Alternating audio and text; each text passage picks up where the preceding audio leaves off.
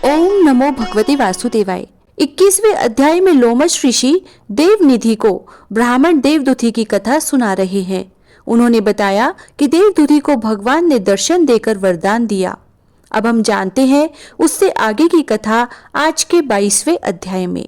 देवदूती को वरदान देकर भगवान अंतर्ध्यान हो गए।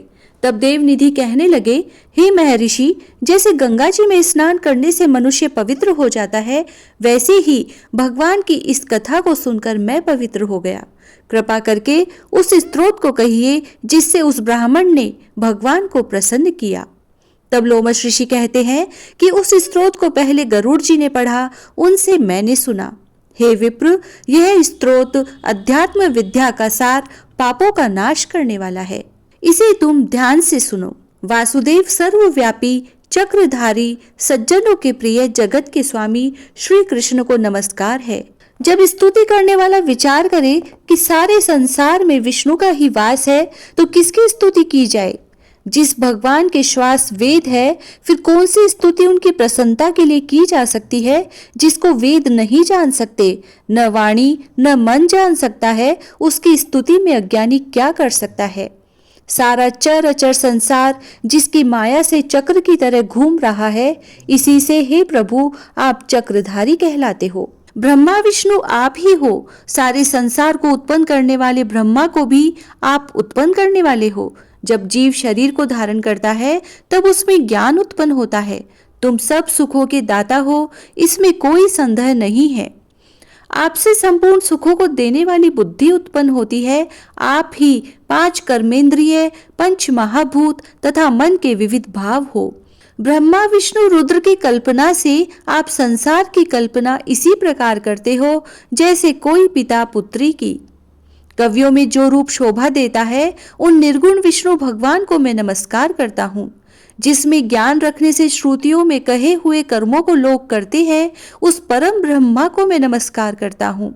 मैं उस सत्य रूप हरि को, जिसको योगी लोग सब प्राणियों में आत्म रूप में देखते हैं, उपासना करते हैं, जिसको अद्वैत कहते हुए गाते हैं और यज्ञ करते हैं, उस माधव भगवान को मैं नमस्कार करता हूँ। मनुष्यों को माया तथा मोह में पैदा हुए विचित्र आभास, अहंकार तथा ममता को जानकर खो देते हैं, उन भगवान को मैं नमस्कार करता हूँ। संसार में मनुष्य के मोह रूपी वायु से सदा भभकने वाली ज्वाला आपके चरण कमल की छाया पहुंचने से नहीं जलाती। जिसके स्मरण मात्र से मोह, अज्ञान, रोग, दुख दूर हो जाते हैं, उस अनंत रूप को नमस्कार करता हूँ। जिसमें मिल जाने पर और किसी दूसरे की इच्छा नहीं रहती, जिसको जानकर अद्वैतवादी आत्मा को देखते हैं। यदि विष्णु शब्द का अर्थ और उसके विषय का ज्ञान एक ही होता, तो इस सत्य से हे माधव, इस संसार की माया में फंसकर तेरे ही ध्यान में रत रहता। यदि वेदांत दर्शन में भगवान सारे संसार में व्याप्त है, तो इसी सत्य से भगवान में भरी निर्विघ्न भक्ति हो, जो बीज नहीं है तो भी बिना बीज के स्वयं विद्यमान है, सो वह विष्णु भगवान रूपी रंग से हमारे बीज के टुकड़े टुकड़े को, जो सृष्टि, स्थिति तथा लय के लिए ब्रह्मा विष्णु महेश 3 रूप धारण करते हैं और कार्य में सत्य, रज और तम, इन तीनों गुणों में विद्यमान है, वह भगवान मुझ पर प्रसन्न हो। जो प्राणियों के हृदय रूपी मंदिर में निर्मल देव वास करते हैं, वह भगवान मुझ पर प्रसन्न हो। जो अविद्यापूर्ण संसार का त्याग करता है, जगन्मय आप हो। आपका बनाया हुआ विश्व आनंद करता है, आपके त्याग करने पर अपवित्र हो जाता है, उसका साथ करने पर भी तुम बिना साथ के बने रहते हो। विकार रहित, जिनके चारवाक पंचभूत योग से पैदा हुआ चैतन्य मानते हुए उपासना करते हैं। जैन लोग आपको शरीर का परिणाम मानते हैं और सांख्यवादी तुम्ही को प्रकृति से परे पुरुष मानकर ध्यान करते हैं। जन्म इत्यादि से रहित चैतन्य रूप सदा आनंद स्वरूप उपनिषद जिसकी महिमा गाते हैं, आकाशादि 5 महाभूत देह, मन, बुद्धि, इंद्रियां, सब कुछ तुम ही हो। तुमसे अलग और कुछ नहीं। तुम ही सब प्राणियों को उत्पन्न करने वाले हो और मुझको शरण देने वाले हो। तुम अग्नि, रवि, इंद्र, होम, मंत्र, क्रिया तथा फल सब तुम ही हो। कर्म के फल देने वाले वैकुंठ में तुम्हारे सिवाय कोई नहीं है। मैं तुम्हारी शरण में हूँ। सब प्राणियों के हेतु तथा उनको शरण देने वाले तुम ही हो। जैसे युवा पुरुष की युवती में और युवती की युवा में प्रीति होती है, वैसी मेरी प्रीति तुम में हो। जो पापी भी आपको प्रणाम करता है, उसको यमदूत ऐसे नहीं देखते जैसे उल्लू सूर्य को। प्रत्येक पाप मनुष्य को उस समय तक ही सुख देते हैं जब तक वह आपके चरण कमलों का सहारा नहीं लेता। जिसको गुण, जाति तथा धर्म को स्पर्श नहीं कर सकते तथा गतियां भी स्पर्श नहीं करती, जो इंद्रियों के वशीभूत नहीं है, जिनका बड़े बड़े मुनि लोग साक्षात नहीं कर सकते, उन भगवान को मैं नमस्कार करता हूँ।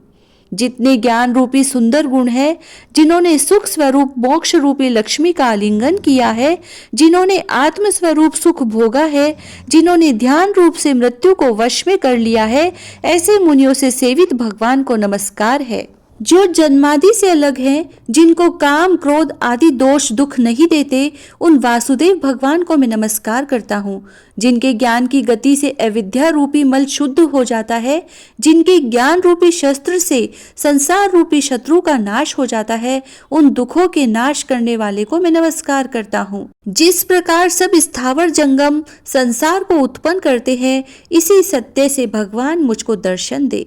इस प्रकार उसकी सच्ची भक्ति को देखकर भगवान ने प्रसन्न होकर उस ब्राह्मण को दर्शन दिए और ब्राह्मण की स्तुति से प्रसन्न होकर तथा उसको वरदान देकर भगवान अंतर्ध्यान हो गए और वह ब्राह्मण कृतकृत्य होकर भगवान में लीन हो गया और शिष्यों के साथ स्तोत्र पढ़ता हुआ तपोवन में रहने लगा। जो कोई स्तोत्र को पढ़ता अथवा सुनता है, उसकी बुद्धि पाप में नहीं लगती और न ही बुरा फल देखता है। इसके कीर्तन से मनुष्यों की बुद्धि, मन तथा इंद्रियां स्वस्थ होती है। जो भक्ति पूर्वक इसके अर्थ को विचार कर इसका जप करता है, वह वैष्णव पद को प्राप्त होता है। इसको सदैव पढ़ने या सुनने से मनवांछित कार्य सिद्ध हो जाते हैं। मनुष्य सुपुत्र पाता है तथा धन, पराक्रम और चिरायु प्राप्त करता है। इसके पाठ से बुद्धि, धन, यश, कीर्ति, ज्ञान तथा धर्म बढ़ते हैं। दुष्ट ग्रहों की शांति होती है। यह व्याधियों व अनिष्टों को दूर करता है, दुर्गति से तारता है। इसके पढ़ने या सुनने से सिंह, व्याघ्र, चोर, भूत, देव, पिशाच और राक्षस का भय नहीं रहता। जो भगवान का पूजन करके इस स्तोत्र को पढ़ता या सुनता है, वह पापों से ऐसे ही अलग रहता है जैसे जल पंख से कमल। जो इस स्तोत्र को 1 काल, 2 काल या 3 काल पढ़ता या सुनता है, वह अक्षय फल प्राप्त करता है। जो मनुष्य प्रातः काल इस स्तोत्र का पाठ सुनता करता है, वह इस लोक और परलोक में अक्षय सुख पाता है। वेद तुति का बनाया हुआ यह स्तोत्र भगवान को अत्यंत प्रिय है और भगवान के दर्शन कराने वाला है। योग सागर नाम का यह स्तोत्र परम पवित्र है। जो कोई भक्ति पूर्वक इसको पढ़ता है, सुनता है, वह विष्णु लोक को जाता है। अब पिशाच मोक्ष की कथा कहते हैं। इस कथा को हम जानेंगे 23वें अध्याय में। जय श्री राधे।